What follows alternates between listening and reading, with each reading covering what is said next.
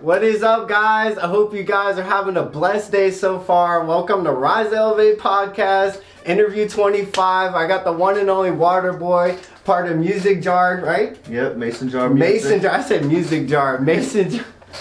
Yes, hey, I'm getting the jitters off, man. This is the first interview of the year. I couldn't be more honored to have him right here with me doing this. And just to even make a bigger announcement and stuff like that, you gotta remember, guys, to be yourself, okay? That's how we're gonna start this year off with, is be yourself. But again, we are gonna start off with Waterboy, man. Yeah, Thank you for coming on here, man, bro. Thank you for having me, man. Yeah, bro, it means a lot, bro. So let's start off with the basics. Let's start off with the babies, you know, the goo goo gaga stuff, you know. Where are you from? Like, where were you originated from? I was born in Charleston, grew up in Goose Creek. So right here, born and bred in the Low Country. Okay. So you went to elementary school, middle school, and high school here too? I went to elementary school at Westview Elementary, which is in Goose Creek. Yeah.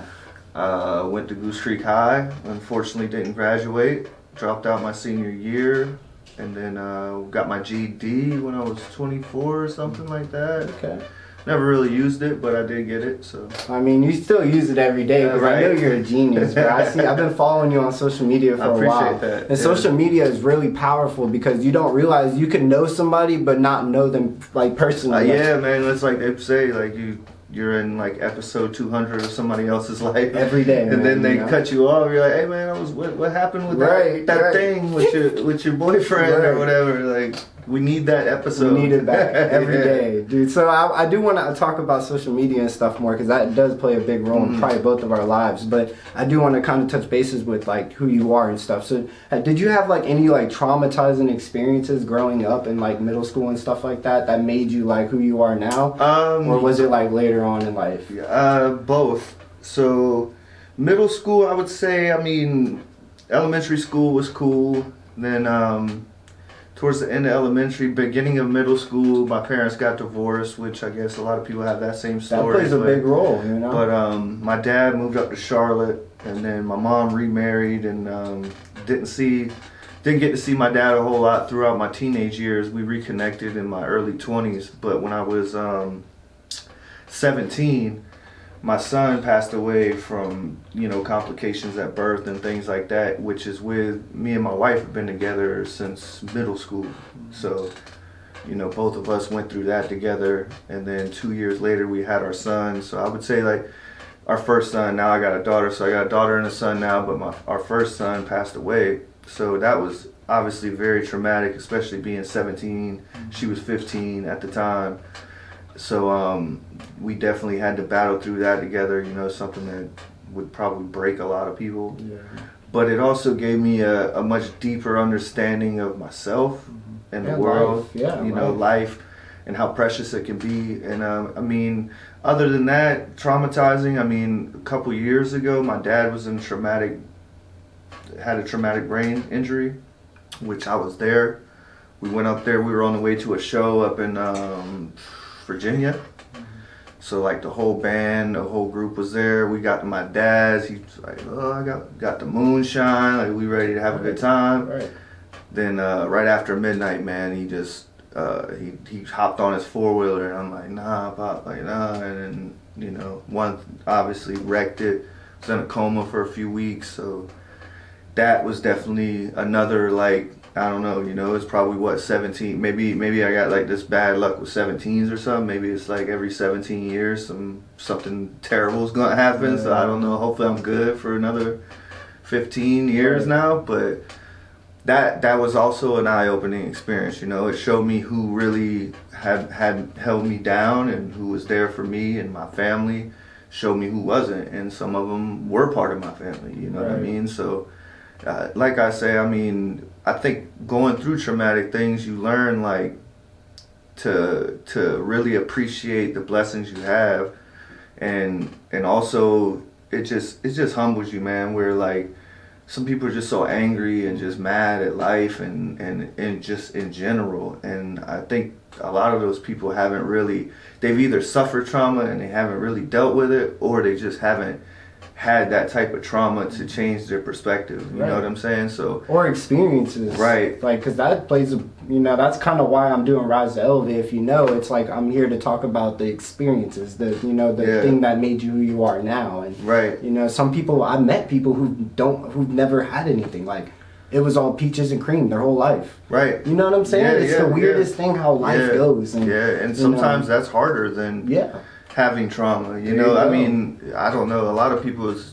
if you think about all the great people in the world, like, they went through some bad shit. Crazy stuff. And some was handed, here you go. You know what I mean? Just go do it. And that happens every day. Yeah, for sure. So I don't ever get down on myself and be like, why me, God, or why me, universe? Like, it's just like, why not me? You know, I'm strong enough.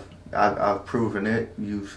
Obviously you need soldiers like me to take the brunt from, I mean, you know, there's people in my life and people in this world that I would do it all again if it meant that they wouldn't hurt, they wouldn't suffer. So, you know, sometimes it's just good people get dealt a bad hand, man. You can't let it keep you down. No, you can't. You know what I mean? And if anybody knows positivity, it's you, man. I see you on Facebook all the time with your positivity quotes, and like, you know, I've been following you for a while. Like, I would say about like half a year, not that long, too crazy, but it's still cool to see the growth in people over time, and like seeing how passionate you are about your people and your crowd, you know. Well, I think that positivity just connects you too, you know, because you don't know me from Adam. This is our first time meeting in person, but I feel like I've known you just because of your energy, your vibe, and that's the type of people I like to surround myself with. So when you hit me up about the interview, I was like, say no more, man. Like, I'll be there. Like, we've been waiting for a minute for this one, right? Yeah, definitely. Like, you were there, and I appreciate it, dude. It really means a lot. You were there when I first started. Yeah, I remember, like, you reached out, or I reached out, one of the two, but I remember just, like, trying to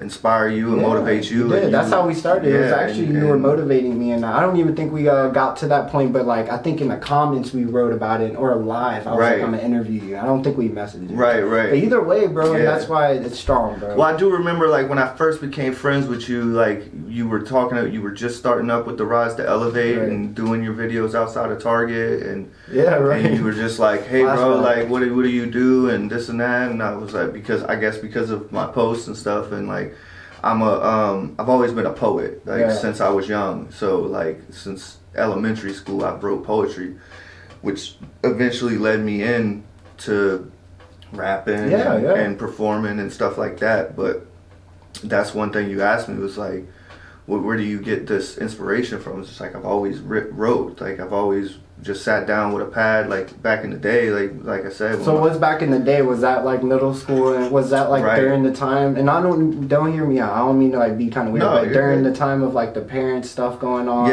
Was that a time of writing, or was that a time of you weren't doing it yet? No, definitely writing, because even before my parents separated, I was a writer, but my writing was more, I don't know, like kids do, like writing fairy tales. Yeah, just super simple stuff, and more like general, just, you know, kind of fantastical, fictional type stuff.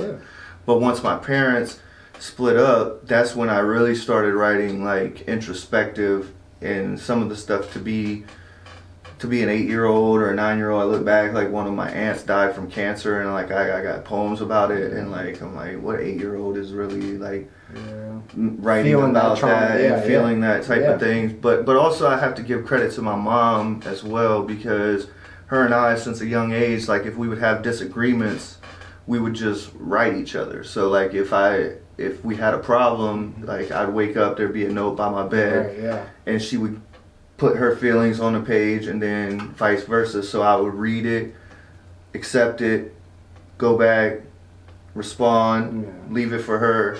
And that really, I mean, I always enjoyed that, because I feel like it's a very healthy way to communicate, because whenever you're in the moment and you're heated, you know, you say things you don't mean, or you say things that you haven't really thought out that well, so they're very spur of the moment. So I always liked that, and I later on in life, looking back on it, I'm like, that really helped me to be able to be a good poet or be a good musician, in the sense of that I could, like, you know, I understand how to sit down and like be in my emotions, you know what I'm saying, and really work through them. Yeah. So, but you know, problem with that is you know, when you are that type of person, sometimes it's hard to like, I don't know, everybody expects you to know what to say or like know how to perfect. Yeah, like know how to act, because like people lean into you to be like, well, how would Michael handle this? You know what I'm saying? Yeah. How would he handle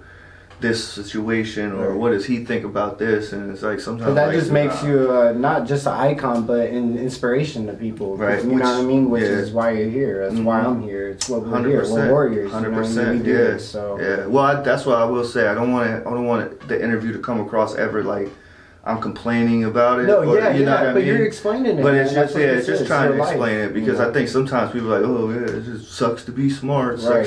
sucks to We're be trying on to the be right. conceited, but that's Yeah, not but it's it. not that. No. It's just like I'm saying, just trying to emote and explain how the thought process Right. works. You know what I mean? Yeah, right. Yeah. So, and, you know, I appreciate you even dabbling into your mind and No, stuff it's like no that, problem. because it's really like a lot of people don't know how to just do it. Like they want to do it, but especially in front of camera, they don't know how to do it. So I appreciate that. Yeah, well, you're right, because as men, a lot of times you're taught not to express yourself emotionally and not to be angry, or if you are angry, to use your hands or your fists or things like that. So it's very important, and this day and age is like, I can't stress enough, like go write, even if you don't write poetry, if you don't write, just write your thoughts down, like revisit them in a few days and like because we, in this world with social media and everything, we judge everyone else, right, a lot. So we look at what somebody says or does, but we don't ever take the time to like look at what we say or do. Right. You know what I mean? And I think a lot of people, like, they'll go on a rant on Twitter or something, and it's like, why don't you go read that like a week from now, and you'll probably be like, I might should have said it that way. I should have thought that out a little bit. But most people just post and ghost, you know, like Joe Rogan said, post and ghost. It's like, you can't, if you wanting to grow, you really can't do that. You know what I mean? Like, it's okay to not read the comments, but you should be reflecting on how you felt on a certain day or a certain time. You know what I mean? It's really who you are. That's why you say, if you look back at it in a couple of days, you'll be like, dang, that's kind of how I am. Like, I didn't know I was like that. You know what I'm saying? Yeah. Or like, how did I let politics get me so mad? Or, you know what I mean? You can't even control it. You know? Yeah. Most or parts. some people with sports teams, it's like, they're on there arguing I can't with say their. That. And Ohio State lost. If you know me, I'm sorry. I'm a Georgia fan. See, no, this interview's done. I was kidding. But hey, that game was crazy. I'll be the first to say we didn't deserve to win that game. It was tough loss for y'all. Y'all deserved it though, especially we earned it throughout the year, but yeah. Y'all definitely earned it that night, and it sucks. I feel bad for that kicker, man. Yeah, I know. But he's gonna live through that for us as life, so. But it's not about one play. You know, y'all could have better, scored more points or not stopped let y'all us. score. Yeah, That's the y'all whole had thing. us. Y'all definitely had us. Yeah. So. But on a positive note, let's get more into your There we music go. career Yeah. side. You know what I'm saying? So where did you meet your group at? All right, so like I said, I started out doing poetry, and then when I was probably 16, 17 is when I started recording, and under a group name called Creekside. And Sounds familiar. yeah, you probably heard it here or there, I'm sure, but because we had a good following for some time there, but we were like Wu-Tang Clan almost. There was like six or seven rappers in the group at any given time. What would you? I don't mean to cut you off, but what would you classify your type of music? Because I was going to ask. Now, like Mason jar music. Okay. Now, what would I classify it as? Mason jar music. It's more into I don't know, because being that there's three of us, I'm heavily influenced by like poets like Tupac, Andre 3000, J. Cole. Like, that's the type of music that if I was left to my own devices, that's the type of music I would make. Right. And then the two guys that I rap with, even though they're different, but they have a lot more in common musically, and they would be more of your like Yellow Wolf or like that style of music, kind of choppy rap, southern undertones, but still the hip hop vibes, so us together creates this kind of balance, I guess. Unique. Yeah, it makes it unique because you know, I keep the bars and the depth in it, and they keep the flow and the sound and and I heard Baggage Claim. Which, you know, for a fact, y'all do a great job promoting. But I have heard that, and I really liked it, bro. That's why I was curious. What do you classify yourself as? Yeah, you know I mean, I think with all three of us together, you know, we try not to put it into a box, but it's definitely, I would say, just Southern hip hop with some kind of country undertones, rock and roll on some of it. You know what I mean? Yeah, so it's like, it's just an eclectic version of, like, you know, City. It's me, Waterboy, Dusty Rhodes, and Big City are the three rappers. And 40 Ounce Production does all of our producing, except for our DJ Todd T-Dub. He does some of our production. You know, most of the beats and stuff are made by 40, and who is a legend around here. I mean, he's done like Donkey for Marley Marl and all that stuff. Like, that's all produced by him. Like, anybody that's been big around here, he's probably produced music for them. You know what I mean? So he's definitely which is good to surround yourself with, because that means you surround yourself with successful people, you know what I'm saying? Which you're already there, but I'm just saying that's how you make it, you know what I mean? For sure. So has that played a big role in your music career and stuff, like surrounding yourself with the people? Oh, most definitely. You know, like I said, when I started, we were with a group called Creekside, and like, to me, it was the best rappers in the area. You know, there was a couple of us from Goose Creek, a couple of us from Somerville, and it originally was like, we had Creekside from Goose Creek. There was like three or four of us rappers. I mean, there was a much bigger group. Like, my whole group growing up, that's what we called ourselves. There was probably 20, 30 people that we went to school together, and it was all like that. But they had the guys we teamed up with had a group that was doing stuff out of Somerville. So then we got together, and then we just stuck with the name Creekside because it was just so easy and people already knew it. So we stuck with that. And I would say, the influence, like, for one, the guy Don, who was the leader of that group that we teamed up with, he you know, he took us in at 17, and that's the first person I recorded with. And that guy, I mean, you're talking hours and hours and hours of, we'd go over there, record, and like, he would stay up all night mixing everything, mixing it down. I mean, just hundreds of songs, you know what I mean? And never for a dime, just because he believed in us so much, you know what I mean? Like, to some points, like, we would be like, oh, Don's calling me, he wants me to come over, you know what I mean? Like, he was constant. Now you're more I mean, I know you probably were, but now I appreciate it so much. I mean, just for one, because like, a lot of people struggle with writing, and I don't, and he's a big part of that, because he was like, look, dude, and people struggle with being experimental and not being so wrapped up in themselves or wrapped up in what everyone else is doing. He was always like, nah, I mean, what are they talking about, Laffy Taffy? And so we ain't doing that. We doing this, you know, like, we doing what we do and what we like, and if we like it, somebody else will like it, because there's other people out there like you know what I mean? Maybe not like you, but like what you like. Not lame. Yeah, so that was a huge inspiration. But actually, you know, we did that for, I don't know, I was probably 10, 12 years. We were Creekside, and we did a lot of good stuff, man. You know, we went I say touring, but, you know, a lot of artists try to say, like, we toured, but I mean, we were in our own cars driving, like, grinding it out. So I'm gonna try to make it look like I was touring, like somebody that but we weren't selling out arenas. Grind, you're still doing it, you know, you're putting your foot on the ground. We had some big shows, and we had some small shows. We had some no shows, which is like the most memorable show. Right. It's all about the grind. Oh no, I was saying, which one is your most memorable which show? one? Yeah.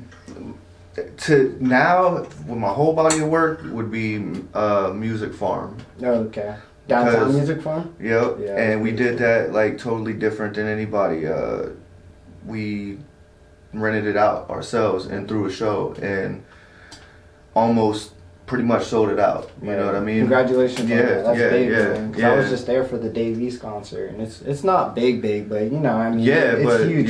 For a local act to sell that place out, you know, I think it's like 600 or 700 people. But that's only the beginning. You're about to do some bigger stages. So you got anything else coming up soon or anything? I mean, we're right now, like I said, we just did this album, Baggage Claim. Y'all go check it out, please.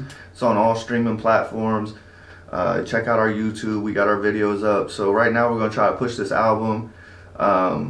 Me and City, we have an album that we've already recorded called City Water. Dusty and City did one a couple years ago called City Roads. If y'all haven't heard that, go on Apple Music, check that out. That album is fire from front to back. That one's definitely heavily country undertones, and it's just very well put together album. So that's actually like Dusty and I, he became part of Creekside like 7 or 8 years in. We did that. Creekside started to fall apart, so I started doing my solo thing. Dusty did his kind of solo thing. He joined Juice Gang for a little while, and then Dusty hooked up with Mason Jar. And like you said, when I got here, it's a small world because I knew a guy who knew this guy, he knew a guy who knew that guy. But when Dusty got with Mason Jar, it all kind of came back full circle because Dusty and I have always been real close, and we've always made music together even after, whether we're in the group together or not. So they were working on the City Roads album, and they asked me to come. They asked me to do a poem on it first, so I did a poem for them, and then which is on the album.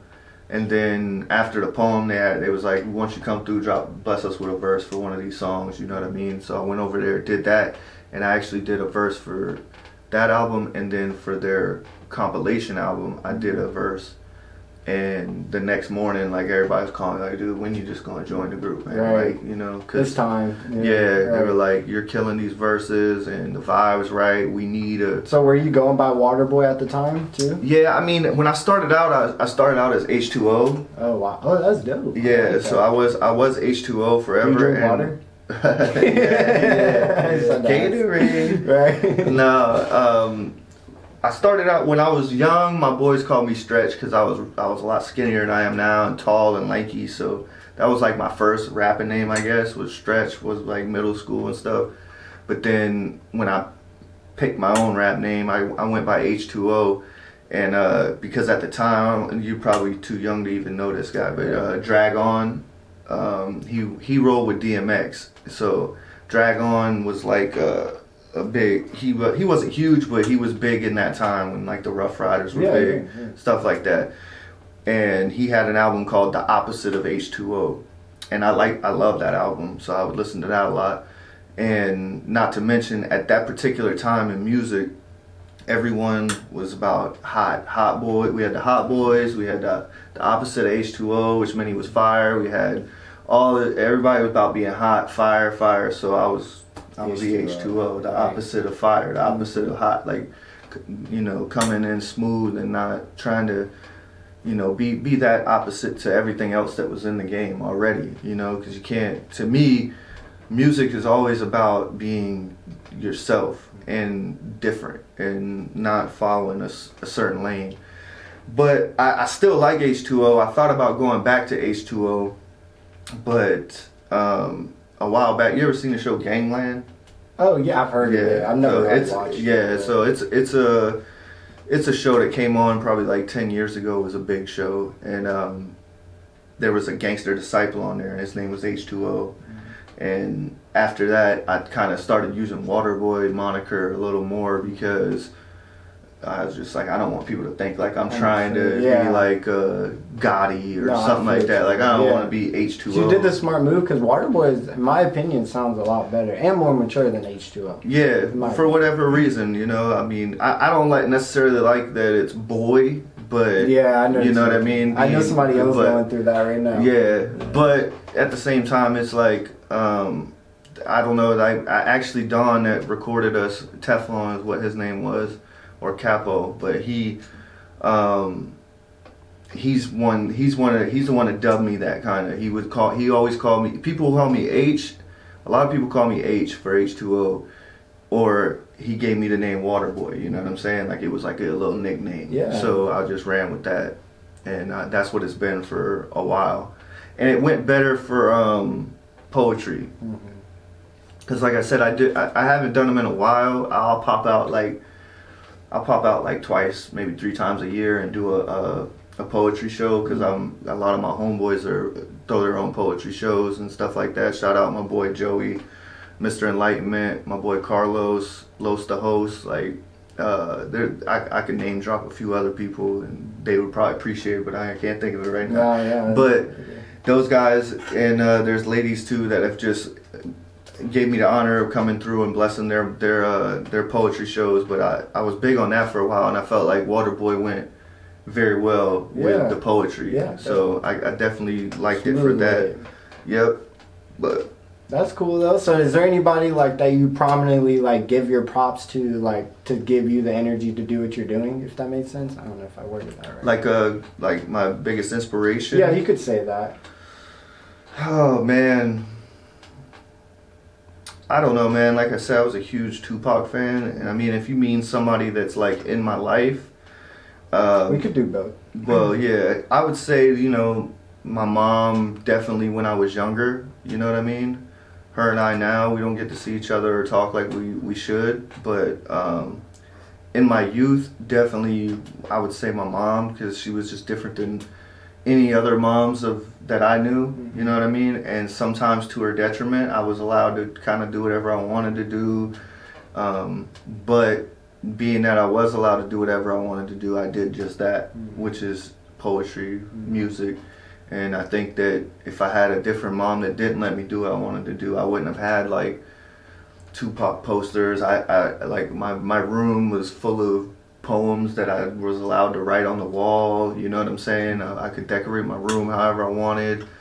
I could, you know, have a microphone, do whatever. You know what I'm saying? Literally do whatever I want. Be yourself. Yeah, be myself. So she always encouraged that. And like I said, at sometimes, like when I got in my teenage years, it might have been a little to her detriment, because I mean, I was allowed to party in my room and have, you know, people, whoever come through. I was, you know, sometimes, you know, you should not be able to do what you want to do. But it's like you said, it's a double-edged sword. But the one edge of the sword got really sharp because of her, you know, which is my mind and my creativity, character. Like my character, like that definitely sharpened that edge of the sword, and it was up to me to become a man and kind of dull the other side of the sword a little bit. You know, don't be so bullheaded. Don't be out here trying to sell drugs, thinking it's cool, and you know, all the stuff that making a positive image for yourself instead of portraying that, you know what I mean, that normal life. That you find out like later in life that it's way cooler to be smart than stupid. You know what I mean? And like when you're younger, it's like people want you to be stupid. And like I had a big problem with that, because coming up in middle school, most of my friends, like I was in all these honors classes and stuff like that. So, but most of my friends that were in these honors classes were all wealthy. You know what I mean? I mean, not all, but much more well off than me. Right. And then, so when I went home, all my homies were dumb, you know what I mean? And that's not being rude to them, but they weren't on the same, like we're not in the same classes. I'm around these people who like we're doing projects on the stock exchange and this and that, and then I come home, you know, and all they want to do is like, yeah. They're like watching wrestling and stuff like that. So like, not that people who watch wrestling you were just stupid, like, but So what I would do is go home and act stupid. You know what I mean? Be like, I don't know what I learned this. You know, just act dumb because you want to feel included. You want to feel like, and you definitely don't want to feel like you don't want anyone else to feel like you think you're better than them. Right. And it's just like, but as you get older, you realize like, my job isn't to come down to your level, it's to help you to get up to mine. You know what I mean? So that's one thing that I've always tried to take pride in, is like, if I can help you, it doesn't, like, I think a lot of people get hung up on like, if you don't help them monetarily, you don't really help them. You know what I mean? And I think you spoke on this earlier about before the interview, was like, people just want money. But I don't think people understand that, like, if I could give you a new perspective, it's so much more valuable than money. No, it definitely. You know what I mean? If I could give you new inspiration, if I could give you desire, I can give you I can name off probably 100 things that are more beneficial to you than money. But if your mind is only going towards the money, then it's only going to go so far. Then I can't help you. You know what I mean? I can't. So I think that's one thing I learned about, you know, not to be like, oh, I'm the most intelligent person in the world, but being intelligent isn't necessarily book smart all the time. You know, it's having a perspective that you can help people in other ways than just monetarily. Which you know are, I mean? man. Every single day you're walking this earth, bro, because I already know.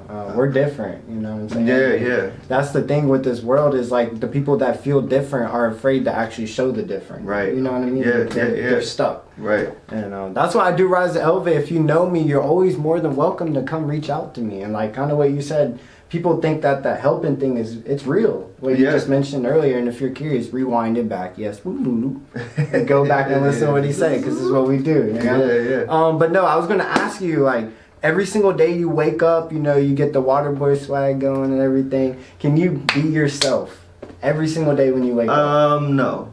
So what I do for a living is I own a company. I own a granite marble countertop company, me, and there's 6 of us. We're business partners. We own and operate it. So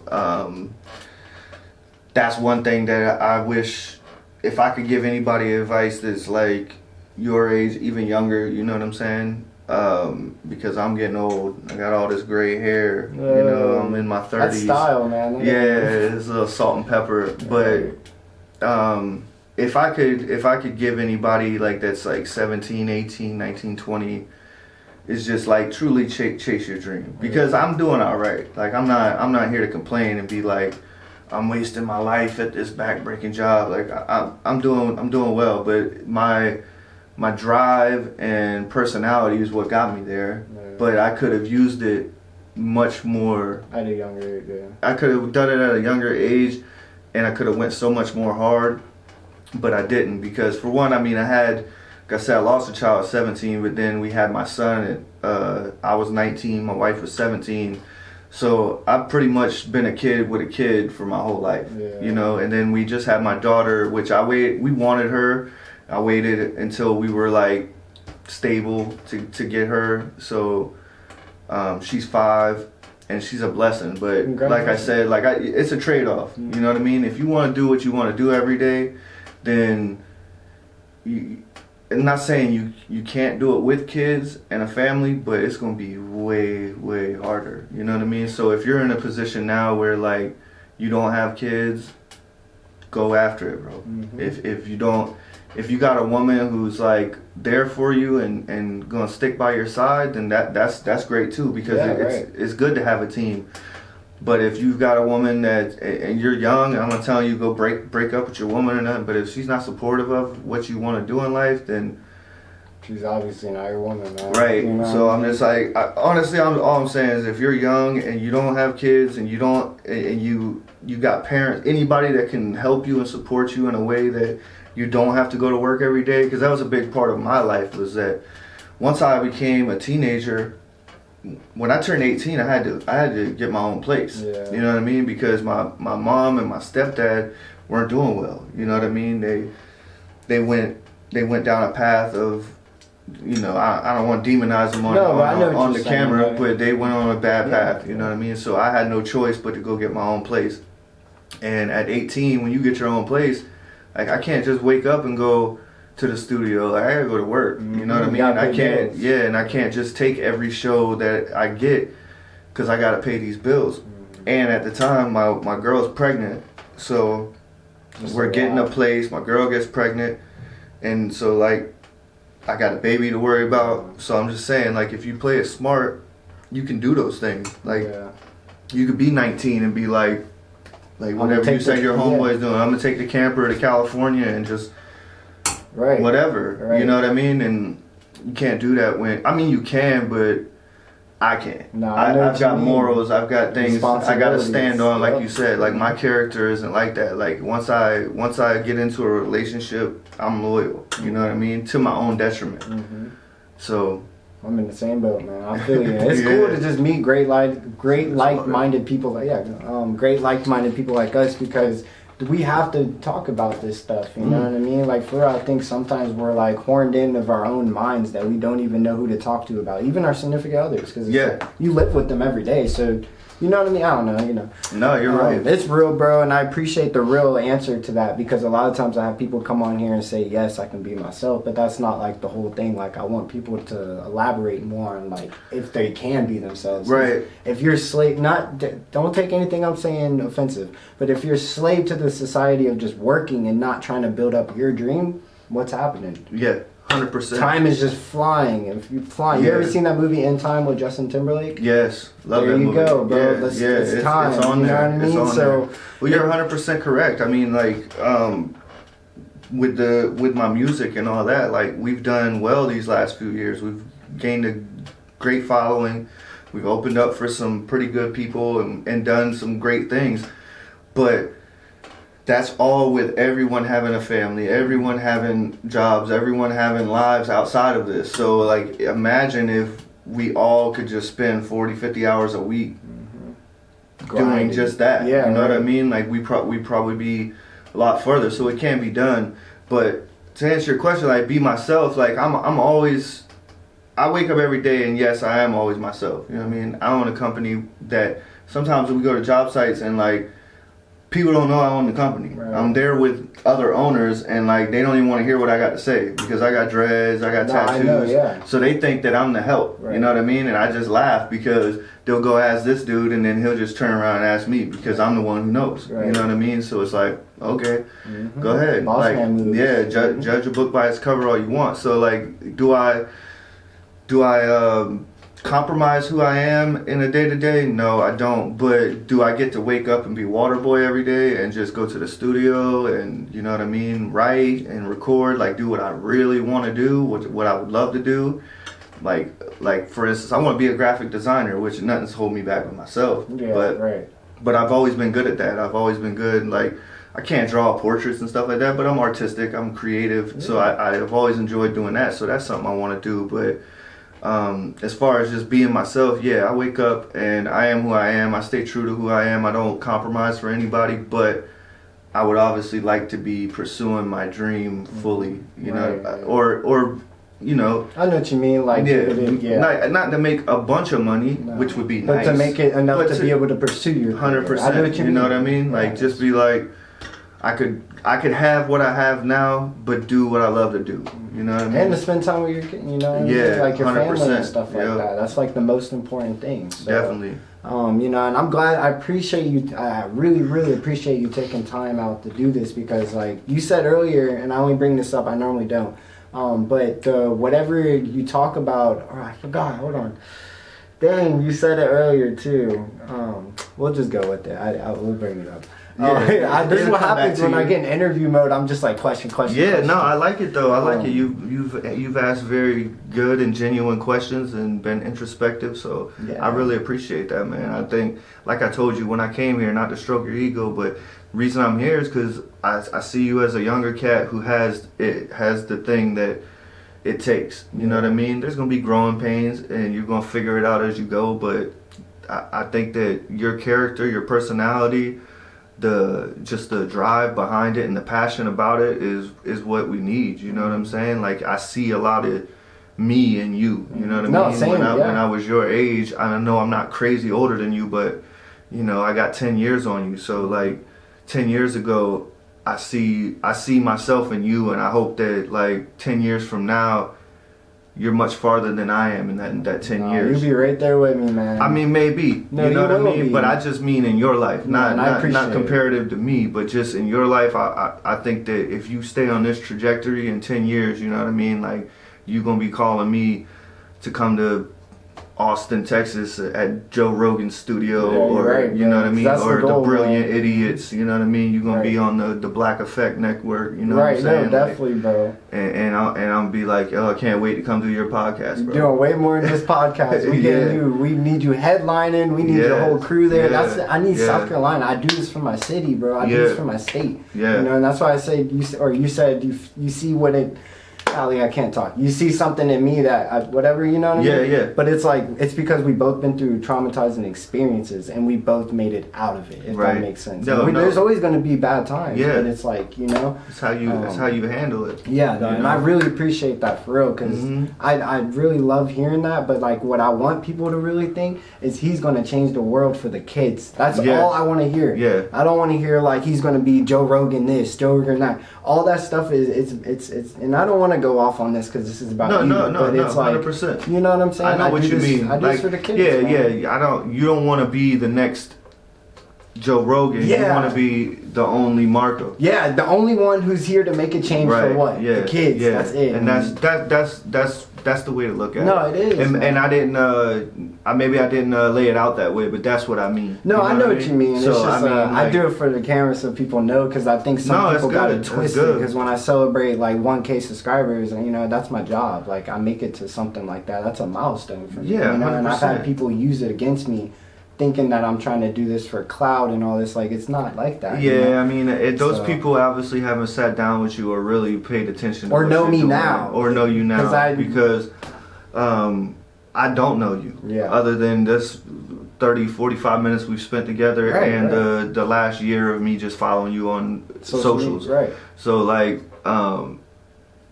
they ain't watching, they are, but they're not paying attention. Yeah, I'm telling you. Because I see what you're doing. I see that you're trying to make a change, and that's the only reason I would be a part of it. Right. You know I already know, bro. Because at this stage in my career, and like I hate to downplay it, like I don't want to get bigger or get better, because I'm always trying to get bigger, get better, or whatever. But at this stage in my career, man, I just want to see. I want to help who I can help, and show them things that I wish I could have been shown. Right. And at the end of the day, man, I want to be part of something like that's positive, historic, positive. Something that, like you said, for the kids.